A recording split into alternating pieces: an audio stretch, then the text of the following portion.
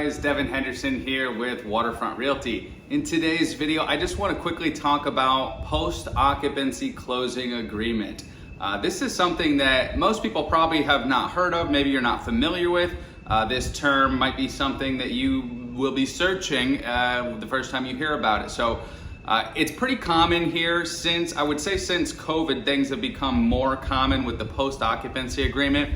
And that's due just kind of the craziness in the market, how fast homes are selling, that when a seller goes to list their home, they sell it and they're having a hard time finding another property. So they in some cases have nowhere to go, right? The sale happens so quick, they don't even have time to find another property and they're more or less homeless. You know, they're renting or whatever they're doing. So a post-occupancy closing will allow that seller who sold their home to a buyer, the buyer closes on the property and the seller remains in the home. It's called a post-occupancy closing. Obviously, post being after closing, and they are staying in there. Similar to like a tenant situation, they would typically pay the new buyer rent or some type of fixed sum for the period of time that they're gonna stay there.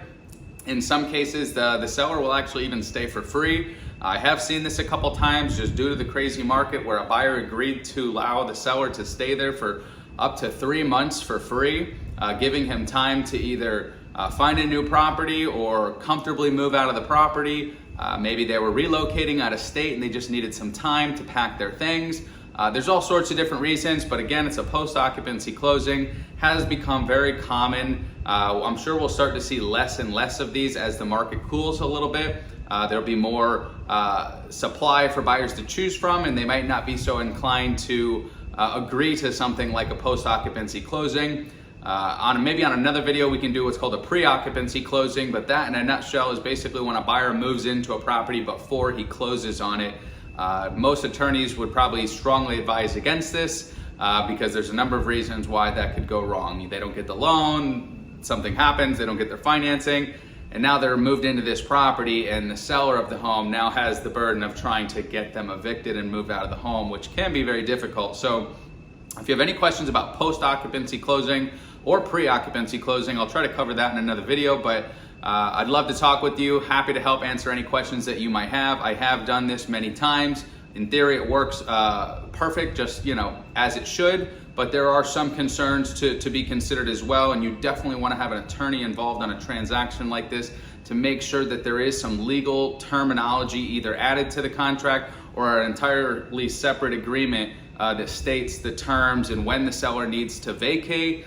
Sometimes they'll even have the seller withhold some money at closing. Let's say $50,000 will be held in an escrow account until the seller actually vacates. So you have your closing, seller holds back $50,000 at the title company who handled the closing.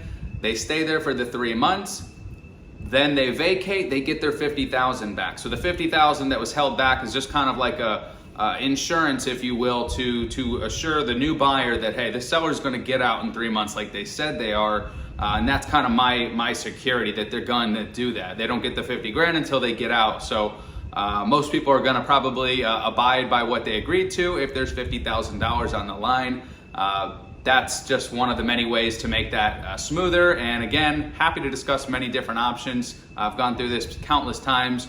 If you have any questions regarding the real estate market in general, interest rates, Naples, Florida, Southwest Florida, I'm your guy. Call me on my cell anytime, 239-877-3994. Thank you.